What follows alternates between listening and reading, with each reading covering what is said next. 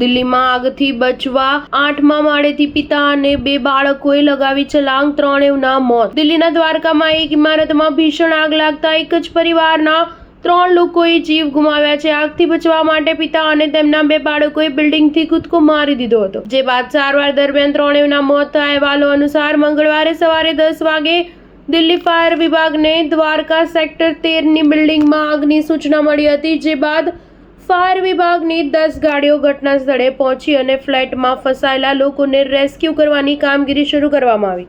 જો કે બિલ્ડિંગના 8મા માળે એક પિતા અને તેમના 2 બાળકો ફસાઈ ગયા હતા. આગથી બચવા માટે ભાઈ બહેને બાલ્કનીમાંથી કૂદકો મારી દીધો. બાળકોને કૂદકા જોઈ પિતા યશ યાદવે પણ પડતું મૂક્યું.